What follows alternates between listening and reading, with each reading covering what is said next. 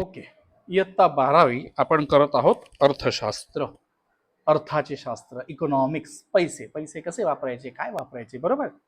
आपण पहिला धडा बघितला, त्याच्यात मॅक्रो आणि मायक्रो म्हणजेच सूक्ष्म आणि स्थूल अर्थशास्त्र काय आहे ते बघितलं. बरं, दुसऱ्या धड्यात आपण काय बघितलं मलाच नाही लक्षात, जे काही बघितलं ते बघितलं, ठीक आहे. तिसऱ्या धड्यात आपण बघितलं मागणी म्हणजे काय, बरोबर. तिसरा ब, मागणीची लवचिकता. लवचिक असणं म्हणजे काय, ताठर. हे आता हे लवचिक आहे का, हे पेन याला आपण लवचिक म्हणू शकतो की या रबलाला लवचिक म्हणू शकतो. लवचिक कोण, हे आहे की पेन आहे, रबर आहे का, कारण ते बदलता येतंय. तर डिमांड म्हणजे तुमची मागणी तुम्ही बदलू शकता का. दर महिन्याला तुम्ही एवढेच किलो तांदूळ खाता, एवढेच किलो गहू खाता, असं आहे का, नाही, बदलतंय. बरं, का बदलतंय सर, कधी पाहुणे येतात सर, कधी आम्हाला असं मनच नाही होत चपात्या खायचं, उन्हाळ्यात आम्ही मोस्टली खिचडीच खाल्ली म्हणून तांदूळ जास्त लागला. बरं, पावसाळ्यात आता श्रावण महिन्यात तर एवढे सण होते, तर भाजी चपाती विशेष झालीच नाही. सणांचं आम्ही ती नागपंचमीला ती खिचडी खाल्ली, बरोबर, हे खाल्लं ते खाल्लं, किंवा स्वीट जास्त झाली म्हणून साखरेचं प्रमाण जास्त वाढलं. सण होते ना सर, श्रावण आणि भाद्रपद, म्हणून त्या 2 महिन्यात आम्हाला साखर भरपूर लागली. मान्य. म्हणजेच व्यक्ती जेव्हा काही खरेदी करतोय तर त्या खरेदीला अशी फिक्स मर्यादा तुम्ही ठेवू शकताय का, नाही. बरं, बदलते. आणि हा जो बदल आहे तो विशेषतः, बरं, सर्वसाधारणपणे तुम्ही कोणत्याही गोष्टीची खरेदी करता तेव्हा सर्वप्रथम कोणत्या गोष्टीला लक्षात देत आहे सर, त्याचा भाव, प्राइस. भाव वाढला तर आपण वस्तूची खरेदी कमी करतोय, आणि भाव कमी झाला तर आपण वस्तूची खरेदी जास्त करतोय. स्वाभाविक आहे. हेच एक सर्वसाधारण व्यक्तीचं नॉर्मल बिहेवियर म्हणजे वागण्याची पद्धत त्याची आहे, हो आहे, राईट.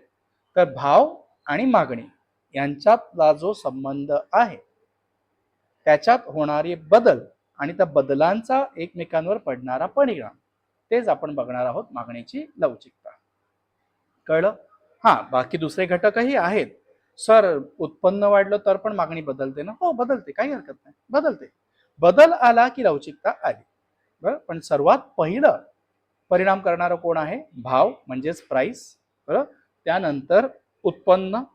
आता समजा समजा समजा हा, चहाचा भाव खूप वाढला, खूपच, म्हणजे जी आज मी 20 रुपये चहा पितोय ती समजा 50 रुपये झाली, तर मी चहाच पिन की थम्सअप पिन. कॉफी मी पिणारच नाही, माझा कॉफीचा माझा तो काय म्हणावा पिंडच नाही का मी कॉफी पिन.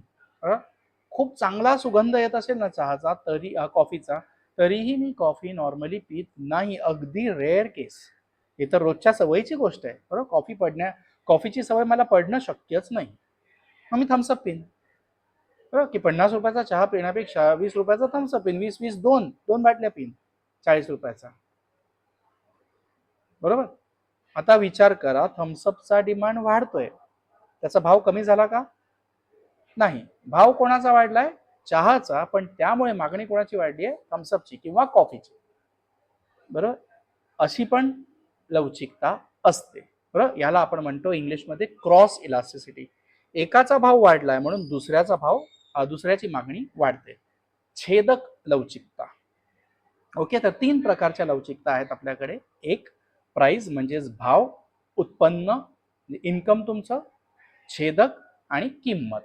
ओके, मी किंमत आधी सांगतो कारण मला किंमत आवडते. पहिले सर्वप्रथम आपण किंमतच बघतो, बरोबर, नंतर आपल्या खिशात बघतो. भाऊ हे कितीच आहे का, ना जाऊ दे, नको जाऊ दे, नको. नॉर्मल बिहेवियर आहे आपलं, त्याबद्दल काही लाज वाटण्याची गोष्टच नाहीये, बरोबर. आजकाल आपल्याकडे असं झालंय की लोकांना दाखवण्यासाठी कुवत असो नसो आपण लोन काढून घर घेतोय, गाड्या घेतोय, बंगले घेतोय, एसी घेतोय. आयुष्य कशात जात आहे, हफ्ते भरण्यात. मग ही मागणी तुम्हाला इच्छा होती, कॅपॅसिटी नव्हती, तुम्ही क्रेडिट घेतलं, बरोबर. आता पे करायची इच्छा नाहीये तरी ती EMI जाते. मग या मागण्या ज्या आहेत त्या खरोखर मागणीचं जे आपण सिद्धांत बघितला किंवा जी व्याख्या बघितली त्याला पूरक आहेत का, नाही. मागणीचा व्याख्या काय होती, एखादी वस्तू प्राप्त करण्याची इच्छा आणि त्याला आधार कोणाचा मिळतोय, पैसे देण्याची कुवत आणि इच्छा, क्षमता आणि इच्छा, बरोबर. येस, बघा, EMI वर घ्या, माझा नकार नाहीये, पण आयुष्यभर EMIच पे करत राहाल तर जगणार कधी? येस, हा थोडासा प्रश्न बघा. नैतिकता देणं हे ॲज अ शिक्षक माझं एक काम आहे, आरसा दाखवणं, तेच मी करतोय, राईट. तर बघा, जगण्यासाठी खूप चांगले चांगले पर्याय असतात. नॉट नेसेसरी की आपण दुसऱ्यांना दाखवूनच जगावं, राईट. जेवढं माणूस सिम्पल राहतो तेवढा तो आनंदात असतो. एकदा का दाखवायची सवय पडली की ती खाली येऊ शकत नाही. मग हिंदीत एक म्हण आहे की आपको थप्पड मार के गाल लाल रखने पडते है. म्हणून ते न करता माणसाने साधं जीवनशैली अपनावावी, स्वीकारावी, त्याच्यावरच जगावं. भले कुवत असेल, देवाने तुम्हाला चांगली उत्पन्न दिलेलं असेल तर त्या उत्पन्नातून समाजसेवा करा, गरिबांना मदत करा. खूप आहेत तसे ज्यांना गरज आहे, राईट. कोणाला ज्ञानदानाचे वस्तू द्या, पुस्तकं वगैरे, कोणाला कपडे द्या, कोणाला खाण्यापिण्याच्या वस्तू द्या, कारण देवाने तुम्हाला निवडलं आहे चांगलं उत्पन्न देऊ. माझ्याचसाठी जगलो तर मीच जगलो, पण जेव्हा मी दुसऱ्यांसाठी जगीन त्या जीवनाला अर्थ चांगला असतो, राईट. तर मागणी आणि मागणीवर पडणारे परिणाम जे आहेत ते बेसिकली 3 घटकांमुळे आहे. एक, तुमचं उत्पन्न. 2, एकात झालेली वाढ दुसऱ्यात वाढ करते. 3, किंमत. बरोबर. इथे आपल्याला त्यांनी अगदी थोडक्यात सांगितलेलं आहे. उत्पन्न वाढलं तर मागणी वाढणार का कमी होणार? वाढणार. उत्पन्न कमी झालं तर मागणी कमी होणार. बरोबर आहे. नॉर्मली त्यांच्यात हा डायरेक्ट रिलेशन आहे. उत्पन्न आणि मागणी याच्यात समतोल आहे, म्हणजे समसंबंध आपण म्हणू शकतो. येणाऱ्या उत्पन्न लवचिकता असे म्हणतात. उत्पन्न व्यतिरिक्त मागणीवर परिणाम करणारे अन्य घटक दिसतात, हे खालीलप्रमाणे स्पष्ट करता येते. ठीक आहे, बघा मागणीत वाढ झालेला आहे, टक्केवारी. उत्पन्नात वाढ, त्याच्यातला जो संबंध आहे that is elasticity of demand with reference to income. कोणाला तुम्ही गृहीत धरताय? उत्पन्न. दुसरा, छेदक लवचिकता मी तुम्हाला सांगितली की एकाच झालेली वाढ दुसऱ्याच्या मागणीत वाढ करते. बरोबर. भाव वाढलाय चहाचा, मागणी कोणाची वाढली? कॉफीची किंवा थम्सअपची. माझ्या केसमध्ये मी कॉफी पिणार नाही नाही नाही. बरोबर. त्यानंतर हे बघा, इकडे वेगवेगळ्या गोष्टी दिलेल्या आहेत छेदकसाठी. बरोबर. कुठे गेली? किंमत लवचिकता. म्हणजेच काय? जर एखाद्या गोष्टीचा भाव वाढला तर त्याची मागणी कमी होते, आणि जर एखाद्या वस्तूचा भाव कमी झाला तर त्याची मागणी वाढते. आणि आपण काय बघितली एक केस, अरे बापरे, शाही पांढरी करायची राहिली ना. लाल म्हणजे डेंजर, डेंजर झोन आपल्याला नको आहे. आपण पांढरं शांती प्रस्ताव ठेवूया. बरोबर.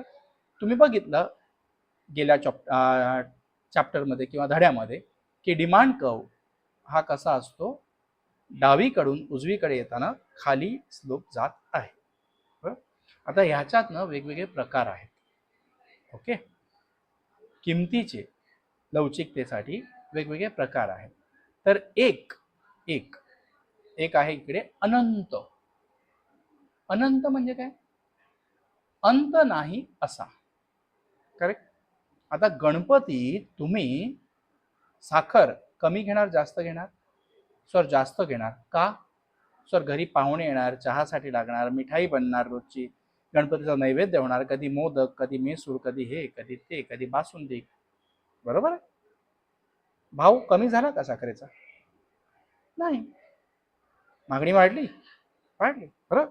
म्हणजे भाव जो हा जो समजा आपण इकडे ओ घेतला, इथे आपण पी घेतला, इथे आपण क्यू घेतला, आधी या प्राइसवर ही मागणी होती, पण गणपतीमुळे प्राइस तोच आहे पण तरीही मागणी वाढते. Q1 होते, Q2 होते, आणि गणपती गेल्यानंतर प्राइस तोच आहे पण मागणी कमी होते. का? लोक काय म्हणतात, नाही आपण खर्च केला खूप बाबा. मग कितीही मागणी होऊ शकते, प्राइस मध्ये, किमतीमध्ये परिवर्तन होत नाही. ओके. पण मागणीमध्ये परिवर्तन होत आहे. त्यानंतर दुसरं जे आहे ती आहे परफेक्ट इलास्टिसिटी. काय आहे? परफेक्ट. म्हणजेच इकडे आपण काय म्हणतोय? संपूर्ण इलास्टिसिटी, संपूर्ण अलवचिक. आता अलवचिक म्हणजे काय? अलवचिक म्हणजे बदलणारे की न बदलणारे? न बदलणारे. बरोबर. आता मीठ, मी तुम्हाला त्या दिवशी पण सांगितलं ना की मिठासारखी वस्तू भाव एवढा असो तरी आपण 1 किलोच घेणार आहे. भाव कमी झाला तर काय मीठच मीठ खाणार का? नाही. भाव वाढला तर मीठ खाणारच नाही आहात का? खाणार. भाव वाढतोय, बरं. ओपी होता तो P1 झाला तरी क्वांटिटी तेवढीच राहिली, कमी झाला, P2 झाला, तरी क्वांटिटी तेवढीच राहील. बरोबर आहे. मग भावांमध्ये बदल होतोय, पण क्वांटिटीमध्ये म्हणजेच प्रमाणामध्ये किंवा तुमच्या मागणीमध्ये बदल होत नाही. म्हणून त्याला आपण काय म्हणतोय? परफेक्ट इनइलास्टिक, संपूर्ण अलवचिक. तिसरा जो प्रकार आहे तो कोणता आहे? एकक लवचिक. एकक म्हणजे इक्वल, समान. ठीक आहे. समजा आता याला जरा आकडेवारीने घेऊया. 5 रुपये किलो जेव्हा एखादी वस्तू होती तेव्हा मी 5 किलो घेत होतो. ओके, तेव्हा मी 5 किलो घेत होतो. आता तो भाव समजा 10 किलो झाला तर मी नाही घेणार. 10 रुपये किलो झाला तर ते जर फुकट मिळू लागली तर मी 10 किलो घेणार. किंवा 5 रुपये होते, आता समजा ही 7.5 झाली, 7.5 रुपये झाली तर मी 2.5 किलो घेणार माल. 2.5 रुपये झाली तर मी 7.5 किलो माल घेणार. म्हणजेच आधी जो समान एवढा रेट होता, आता भाव वाढला, त्यामुळे क्वांटिटी पण तेवढीच कमी झाली. जेवढा भाव कमी झाला तेवढीच क्वांटिटी वाढली. म्हणजे इकडे ईडी जो आहे, इलास्टिसिटी ऑफ डिमांड, म्हणजे मागणीची लवचिकता जी आहे ती समान एक आहे. का? होणारा बदल हा समांतराने आहे आणि तो एक नॉर्मल डिमांड कर्व दाखवत आहे. आधीच्या केसमध्ये बघाल तुम्ही तर बघा, मी काढला दुसरा डायग्राम मी इकडे काढलेला, तो त्यांनी इथे वरती दिलेला आहे. एकक मध्ये काय आहे? समान समान आहे, काही प्रॉब्लेम नाही. बरं, मग काय आहे? जास्त लवचिक. जास्त लवचिकच्या मारी टोपी. काय आहे ते जास्त लवचिक? सर जास्त म्हणजे भरपूर. बरं, भाव न अगदी थोडासा कमी झाला. म्हणजे सोनं 1.5 लाख रुपये होतं, बरं, तेव्हा लोकांनी 10 ग्राम घेतलं. तेव्हा लोकांनी 10 ग्राम घेतलं. ते 1,20,000वर आलं, लोकांनी लगेच 20 ग्राम घेतलं. अरे कमी झाले 30,000, चला चला घेऊन टाका, लग्न करायचंय पोरीचं. राईट. तर बघा, आधी भाव एवढा होता तेव्हा मागणी एवढी होती. भाव थोडासाच कमी झालाय पण मागणी दुप्पट झाली. आहे की नाही लवचिक? बऱ्यापैकी लवचिक आहे. करेक्ट. म्हणून याचं नाव काय आहे? जास्त लवचिक. इथे ई हा 1 पेक्षा जास्त असणार. होणारा बदल हा एकक पेक्षा जास्त असणार आहे. कळलं? त्यानंतर कमी लवचिकता. आता मग त्या दिवशी सांगितल्याप्रमाणे तांदूळ जर तुम्हाला 40 वरून 30 रुपयाला मिळायला लागला तर तुम्ही काय तांदूळच खात बसणार आहात का? सकाळ दुपार संध्याकाळ डॉक्टरचं औषध, 1 किलो तांदूळ, 5 किलो तांदूळ, परत 1 किलो तांदूळ. Is it so? नाही. भाव थोडासा कमी झाला किंवा भरपूर जरी कमी झाला तरी आपलं जे लवचिकतेचं प्रमाण आहे ते खूप कमी प्रमाणात आहे. बघा इकडे त्यांनी दिलेलं आहे, काय दिलं या डायग्राम मध्ये, की क वरून क1 वर आला, क1 वर आला तर मागणी ब वरून ब1 वर गेली. जो प्रमाण जे दिसतंय आपल्याला, काय दिसतंय की बाबा प्राइस इथे होता आधी आणि क्वांटिटी इथे होती. बरं, प्राइस बऱ्यापैकी कमी झालाय, P1 वर आलाय, पण क्वांटिटी एवढीच वाढली. बरोबर.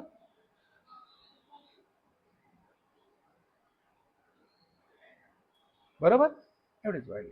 तर इथे जो आहे हा स्लोप बघा, खूप असा स्टीप आहे, खूप उतार मोठा आहे, असा खोल आहे. इथे मस्त आरामात पसरून बसलेला आहे, तिकडे इक्वल आहे. बरोबर, इथे समांतर आहे वाय अक्षाला आणि तिथे समांतर आहे एक्स अक्षाला. कळलं? या गोष्टी तुम्हाला लक्षात ठेवायच्या आहेत आणि परीक्षेत या लिहाव्या लागणार आहेत. ओके. तर ज्या काही आपण लवचिकतेचे प्रकार शिकलो किमतीचे, त्यांनी एक तक्ता दिलेला आहे, त्याच्यात खूप छान प्रकारे रिव्हिजन दिलेलं आहे. म्हणजे तुम्ही हा तक्ता जरी नीट वाचला आणि लक्षात ठेवलं तर त्रास कसला आहे? फक्त आकृती काढायचा. बरोबर, आकृती मी तुम्हाला दुसऱ्या धड्यात बरोबर शिकवले, तिसऱ्या धड्यात सॉरी डिमांडमध्ये. बरोबर, तर ते लक्षात ठेवायचं आहे आणि त्या हिशोबाने आकृती काढायला प्रॅक्टिस करावी लागणार आहे. इंग्लिशमध्ये एक म्हण आहे की practice makes man perfect. Man म्हणजे वुमन पण, बरोबर, बाई आणि पुरुष दोघांनाही ऍप्लिकेबल आहे. नंतर तुम्ही म्हणाल नाही फक्त पुरुषांनी प्रॅक्टिस करायची, असं नाही. एखाद्या गोष्टीचा सराव असला की आपण त्याच्यात पटाईत होतो. कारण मागणीच्या किंमत लवचिकता मोजण्याची पद्धत, तर एक आहे गुणोत्तर किंवा शेकडेवारी, म्हणजेच टक्केवारी, पर्सेंटेज. बरोबर. 5 किलोचं 10 किलो झालं म्हणजे किती बदललं? 5 किलो. बरोबर. 10 रुपयावरून 7.5 रुपयावर आलं म्हणजे किती झालं? 2.5 रुपये. बरोबर. तर 5 भागिले 2.5 म्हणजे किती वाढले? 200% वाढले. ही टक्केवारी मोजण्याची.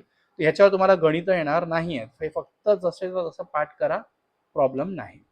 कळलं? येस. ओके. पुढे त्यानंतर एकूण खर्च पद्धती. आता बघा हे त्यांनी छानपैकी तुम्हाला एक्सप्लेन केलेलं आहे. आपल्याला हे लक्षात ठेवायचंय, करून टाकायचं. पुढं काय म्हणतात? काय म्हणतात? एकूण खर्च पद्धती. बरं. आता मी कुठे गेलंय? अरे कुठे गेलं? अरे कुठे गेलं? आलं. महिना 1 जानेवारी, महिना 2 फेब्रुवारी, महिना 3 मार्च. बरोबर. फक्त तांदूळ, फक्त तांदूळ. ओके. राईस मी आधी 10 किलो खर्च केला, त्यानंतर मी 15 किलोवर केला, त्यानंतर मी 20 किलोवर केला. करेक्ट. किंवा मी किलो नाही दाखवलं, पण मी खर्च दाखवला फक्त. बरोबर. 50 रुपयाच्या हिशोबाने किंवा 40 रुपयाच्या हिशोबाने मी 400 रुपये खर्च केला, मी 600 रुपये खर्च केला आणि मी 800 रुपये खर्च केला. माझा खर्च वाढत चाललाय. बरोबर. का वाढला? तांदळासाठी वाढला. म्हणजे अरे अरे अरे बेवडा पडला वाटतं एखादा. म्हणजे मागणी वाढत चाललेली आहे. आपल्याला कळतंय. सिंपल. कळलं? सॉरी हा तुम्हाला डिस्टर्ब होत असेल, पण खालती आपल्याकडे ना म्हणजे माणसाला बोलण्याची ताकद देण्याचं पेय मिळतं. त्यामुळे पुरुष जाऊन आपल्या बायकोशी भांडू शकतो. नाही तर पुरुषांचं बायकांपुढे चालतं का? नाही चालत. बरोबर. जोक सपाट. खालती बार आहे आणि तुम्हाला माहिती आहे अशा गोष्टींमध्ये त्यांचं स्वतःवर नियंत्रण नसतं, पण आपला फोकस राहायला पाहिजे. ओके. तर बघा एकूण खर्च परत तेच आहे की एकूण खर्च काय आहे? किंमत गुणिले मागणी. जास्त लवचिक मागणी ईडी बरोबर 1 पेक्षा जास्त. एकक लवचिक बरोबर 1, कमी लवचिक लेस दॅन 1. ओके. हे फक्त तक्ता बायहाट करून घ्यायचं आहे. म्हणजे तुम्हाला जर खर्चावर शॉर्ट नोट टिपा लिहा आलं तर ती टीप तुम्ही लिहू शकणार आहात. ओके. दुसरं आहे ग्राफिकल मेथड. आपण सगळ्या आकृत्या काढल्या ना, बरोबर. राईट. आता जर सगळ्या गोष्टींचं एकत्र, अरे वाकडी गेली लाईनच बघा, जाऊ दे, प्रयत्न नाही करायचा. ओके. जेव्हा लाईन मारताना माणसाला त्रास होतो तेव्हा त्यांनी लाईन मारायची नाही, पुस्तकांची वहींमधली. ओके. तर आधी काय होतं? लवचिक, फरकच नव्हता पडत. भाव कितीही वाढो मागणी एवढीच राहत होती. भाव कमी जास्त होत होता नाही, भाव एवढाच राहत होता तरीही मागणी कमी जास्त होत होती. बरोबर आहे. त्यानंतर दुसऱ्यात आपण बघितलं भाव थोडासा कमी झाला, मागणी भरपूर वाढली.